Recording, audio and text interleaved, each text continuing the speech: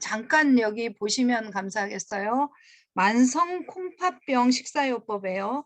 만성 콩팥병 식사요법의 277쪽입니다. 교재 277쪽에 보면은 칼륨 부분이 있는데요. 지금 이제 질문하신 부분 여기 보시면은 모니터링해서 혈액 중에 칼륨치가 얼마 이상이 되면 이제 우리가 조절을 해야 되거든요. 그러면은 저칼륨식을 처방을 하고요. 하루에 1500mg 이하로 제한을 합니다. 근데 여러분들이 그 뒤에 보시면 채소류 중에서 1회 분량에 얼마하고 칼륨량이 나오죠. 그래서 그 몇 회 분량을 선택을 하게 되면 채소류 저칼륨량 1회 분량에 100mg이에요. 그래서 채소 반찬을 5회 분량을 선택을 하게 되면 500mg이 섭취가 되겠다. 이렇게 대충 그렇게 이해하시면 되겠습니다. 예, 지금 한 14분 정도 남았습니다. 교재가 없으세요? 제가 캡처해서 올려드리겠습니다. 네, 교재 부분을 잠깐만요. 제가 교재를 네. 제가 일단 채소군 먼저 484쪽을 캡처해서 올려드리겠습니다. 조금 작게 해도 여러분들이 조금 키워서 보실 수 있으시겠죠? 네, 채소군 일단은 식단을 좀 먼저 작성을 하시고요. 제가 캡처되는 대로 바로 좀 올려드리겠습니다. 예, 밥은 아마 흰쌀밥으로 일단 병원식으로 진행을 하시면 되겠고요. 제가 바로바로 실시간으로 좀 올려드리겠습니다. 예, 저칼륨 채소 올렸고요. 가능하면 저칼륨에서 하시면 되는데 저칼륨이 도대체 나는 이거 가지고는 식단을 다 작성을 못하겠다. 그러면 중칼륨을 뭐 한두 개 정도 선택을 하실 수도 있을 것 같습니다. 표시하시고요.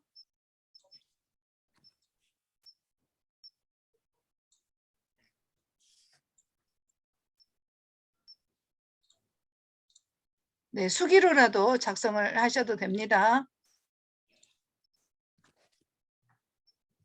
그 백지 하나 갖다 놓으시고 아침, 점심, 저녁 쓰시고요. 그래서 가능하면 그냥 수업에서 활동을 다 마치도록 하면은 좋겠습니다. 예, 고칼륨 채소는 절대로 사용하지 마시고요. 요즘 많이 나는 쑥 같은 경우에 고칼륨 채소거든요. 그래서 만약에 내가 쑥을 꼭 먹고 싶다 그러면은 쑥을 이렇게 잘게 썰어서 따끈한 물에 좀 담궈 가지고 우려내고 사용하실 수도 있습니다. 나는 감자가 꼭 먹고 싶다 그런 경우는 얇게 저며서 물에 담궈서 칼륨을 다 빼내고 사용하기도 하거든요.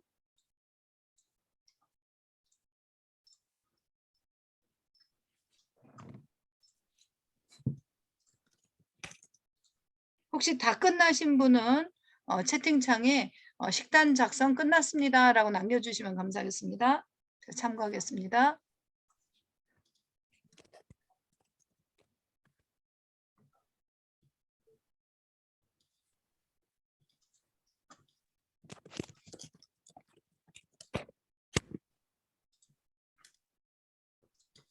참 좋은 세상입니다. 이렇게 책이 없어도 또 공유할 수 있는 방법이 있네요.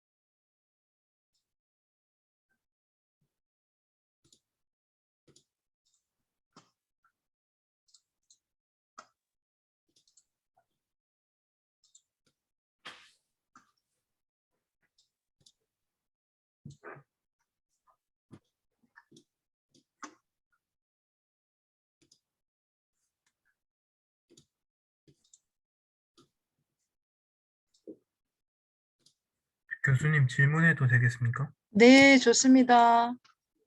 480쪽에 잠깐만요. 네, 네, 교재 몇 쪽이요? 교재 480쪽입니다. 네, 480쪽 보고 있습니다. 80쪽은 정맥이 영양액인데요. 그 채소군 3 보고 있습니다. 채소군 3이 85쪽인데요. 485. 혹시 예전 책 갖고 계시나요? 아, 네네. 예, 예, 제가 그럼 예전 책으로 봐드리겠습니다. 480쪽 말씀이십니까? 네. 네네. 그 양송이 버섯 70g이 네. 칼륨 400mg으로 이해하는 게 맞는지 예, 잠깐만요. 양송이 버섯 70g이 70g을 섭취하시면 칼륨이 400mg 섭취입니다. 네, 감사합니다. 네.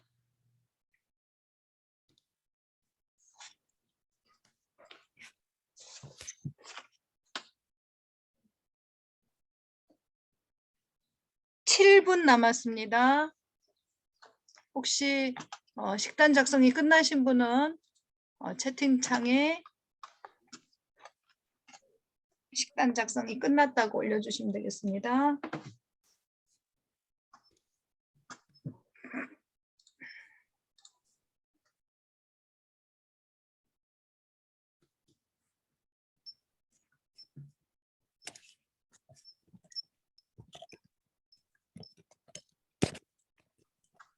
제가 과일군, 채소군, 네. 식단 작성 끝나신 분은 좀 제출해 주시면 제가 한번 확인해 보도록 하겠습니다.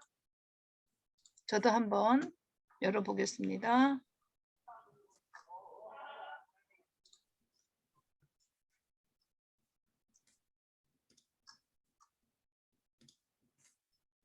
네, 아직 미제출, 식단 작성 끝나신 분은 제출해 주시면 감사하겠습니다. 제가 새로 고침해서 다시 한번 확인해 보도록 하겠습니다.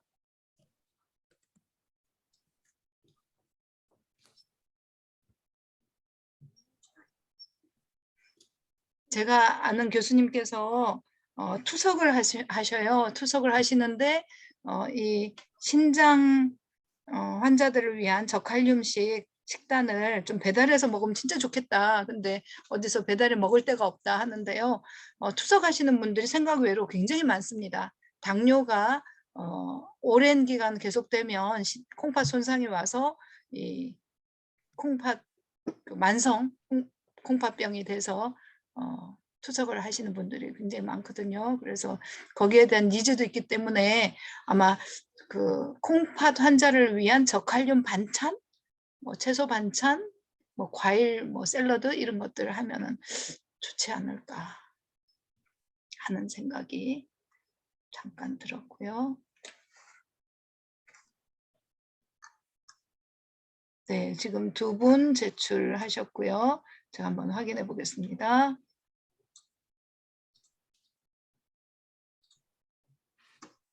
워드에서 작성을 하셨군요.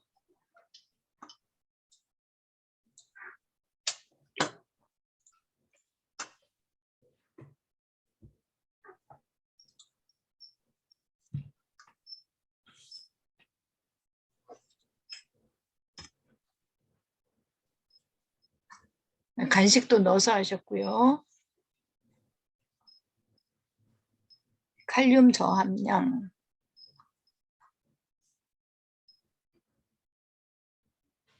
예, 봄철 사용하셨고요.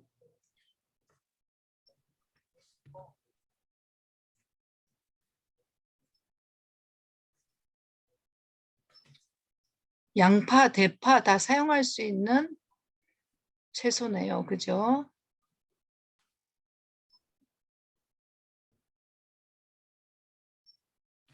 잠깐만.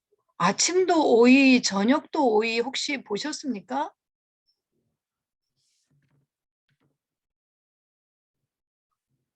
식단 작성하는 경우는 잘 이게 인지가 안 되는데요. 드시는 분들은 아침에 먹었는데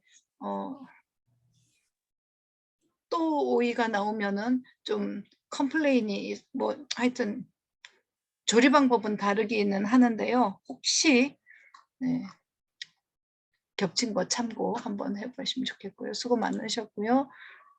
그 다음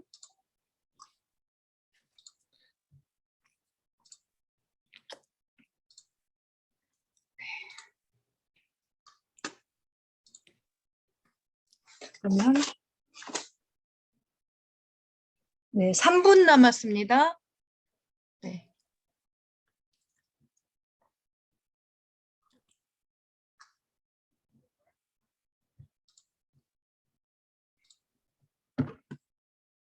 교수님 수업 끝나고 제출해도 되나요?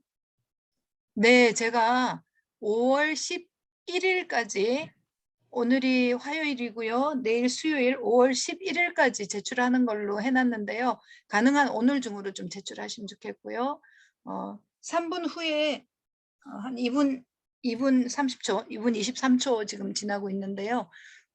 이어서 제가 좀 수업을 한 10분, 한 8분 정도 진행을 좀 하도록 해볼게요. 잠깐만, 이민혁 학생은 그 칼륨 저함량 부분을 표시를 안 해주셨거든요. 혹시 확인 가능하시면 수정해서 제출 가능하실까요? 여러분들도 혹시 최소분 알겠습니다. 네네 0.5회 분량 이렇게 쓰셨는데 그 칼륨 저함량 표시 안 하셨으면 그 부분 좀 표시해서 가능하면 붉은색으로 하이라이트를 좀 해주시면 눈에 바로 이렇게 제가 확인할 수 있을 것 같습니다. 네. 저희가 가능하면 수업 시간에 다 좀 마무리하면은 더 좋겠고요. 나는 조금 더 시간을 갖고 하고 싶다 하시면 네, 지금 하나, 둘, 셋, 넷, 다섯, 여섯, 일곱 분 지금 제출하신 것 같은데요.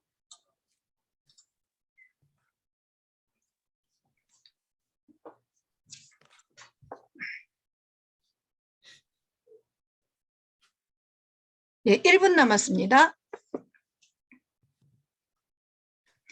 이 제출한 시간도 뜨나요, 혹시? 잠깐만요. 저도 한번 확인해 볼게요. 과제로 다시 새로 고침 하고 평가로 들어가면 시간이 뜨네요. 11시 43분 이런 식으로. 네. 지금 20초 남았거든요. 아이고. 수업 중입니다.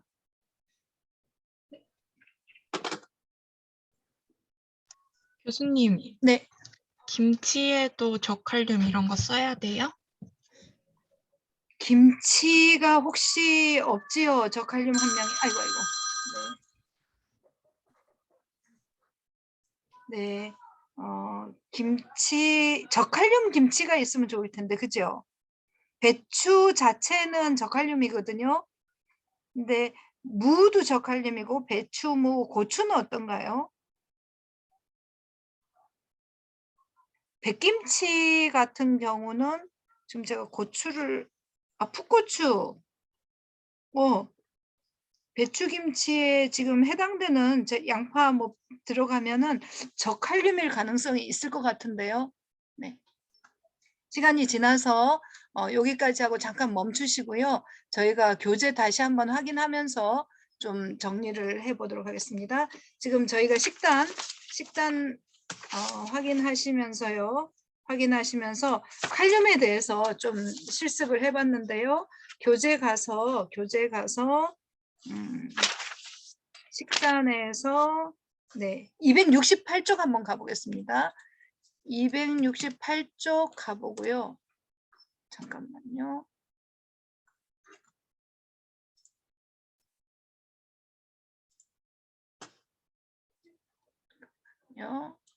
혹시 여러분들도 가능하시면은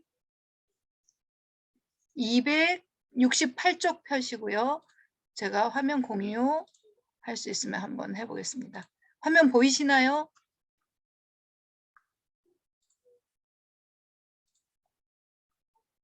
네.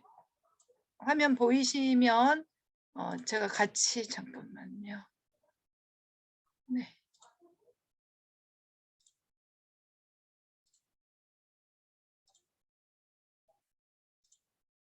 네.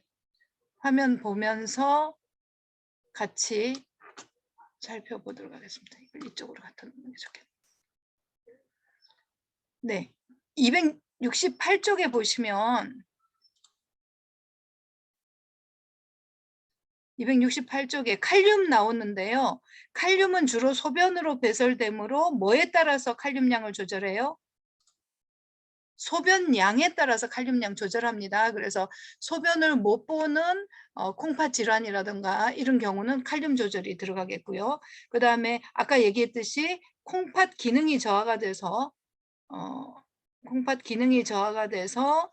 고칼륨 혈증일 때도 네, 칼륨 제한합니다. 그러니까 언제 칼륨 제한하는지. 근데 혈압 강화제라 그래서요. 이뇨제 같은 것들이 있어요. 그다음에 부신피질 호르몬제 이런 부분을 사용할 경우는 저칼륨 혈증이 나타날 수 있기 때문에 또 부족하지 않도록 해야 되겠고요. 아이고고. 네. 그다음 이어서 칼륨에 대한 부분 좀 살펴보겠습니다. 270쪽 잠깐 가볼게요. 270쪽 가서 보시면 핍뇨시 500ml 이하로 소변을 보는 걸 핍뇨라고 하거든요. 그래서 핍뇨 때 고칼륨 혈증 나타날 수 있고 그때 칼륨 제한한다라고 얘기가 있고요. 그 다음에 신증후군 273쪽 가보겠습니다. 273쪽 가서 보시면 소변량이 유지되는 경우는 제한이 필요가 없다.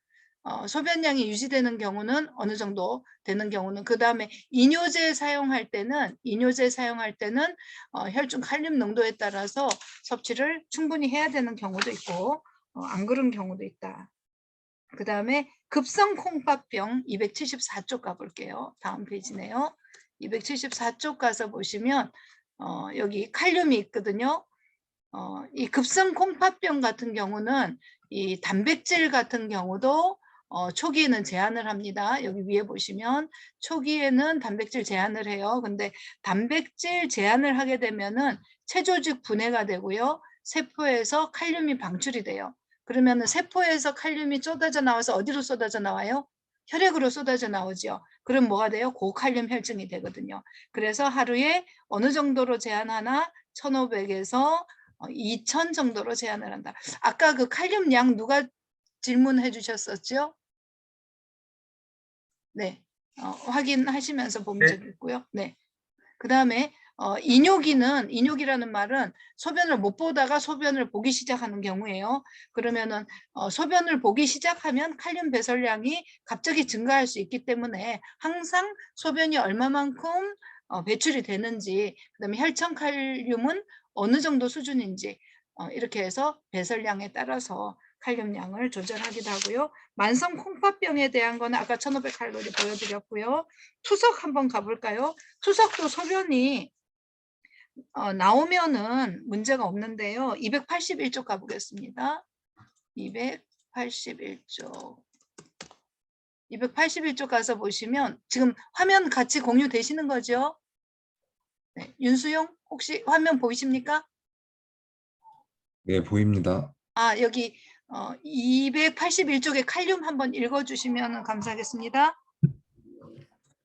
고칼륨 혈증을 방지하기 위해 칼륨은 일반적으로 하루에 2000에서 3000mg으로 제한한다. 칼륨의 섭취량은 투석액의 농도에 따라 조정되어야 한다. 네, 그래서 이 칼륨 조절도 어떤 질병인지, 그 다음에 어떤 그 소변량이 어떤지, 이뇨제를 쓰는지 등등에 따라서 조절을 하게 되겠고요.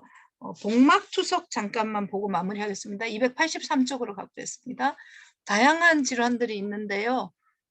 아마 그 기말고사 범위에서는 이 콩팥 질환이 가장 큰 부분일 것 같고요. 여기 칼륨 보시면은요. 네, 과식을 하거나 고단백 식품 섭취에서도 많이 나타날 수가 있는데요. 투석하는 경우는 몇 밀리리터로 칼륨을 제한할까요? 채팅창에 남겨주시면 감사하겠습니다. 네. 잠깐만요. 제가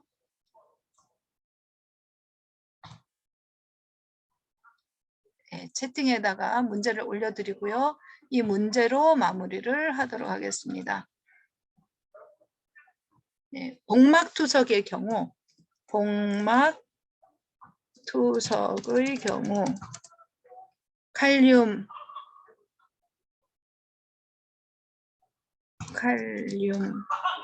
섭취량을 얼마로 제한하나요? 요 하고 제가 올려드리고요. 네. 답 올리신 분들은 그러니까 투석을 안 하는 경우는 1,500으로 제한을 하고요. 1,500, 2,000이고 투석을 하는 경우는 3,000에서 4,000까지 더블 정도 먹을 수 있는데 그래도 이렇게 4,000으로 제한을 해도 또 칼륨이 높은 경우는 또 급격하게 제한을 하는 경우도 있습니다. 그래서 오늘은 칼륨에 대해서 실습도 해보고요. 교재에서 칼륨에 대한 부분을 확인을 하고 했습니다. 3,400, 4,000mg 올리신 분들은 나가셔도 되고요. 이렇게 수업을 마치겠습니다. 혹시 질문 있으신 분은 질문 제가 두 분만 받고 마무리할게요. 예, 질문 없으신 분은 퇴장하셔도 됩니다. 네, 질문 없으시면 네, 기록 중지하